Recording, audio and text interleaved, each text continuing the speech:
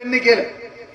आज चायना सारखा आपला दुश्मन नेहमी जबळावा असून बसलेला असतो की कधी आपल्या देशाची अर्थव्यवस्था खिळखिळीकरण किंवा आपल्या देशाला त्रास देण्याची भूमिका असते।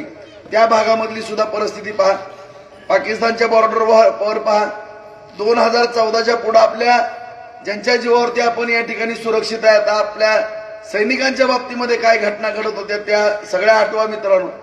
त्या ठिकाणी सुद्धा 370 सारखं कलम त्या ठिकाणी लावून आज आपल्या पंतप्रधानांनी आपल्या सैनिकांच्या पाठीशी खंबीरपणाने त्या ठिकाणी उभारले आणि ज्या सैनिकांना दगड घालण्याची परंपरा होती किंवा रक्ताबांबूळ आपलं सैनिक होतं की कुठला कोणी दगड हातात उचलायची, आज एवढं नरेंद्र मोदी साहेबांचा आज धाक आहे मित्रांनो। आणि असं काम करत असताना सगळ्या स्तरावर संरक्षणाचा विषय असेल।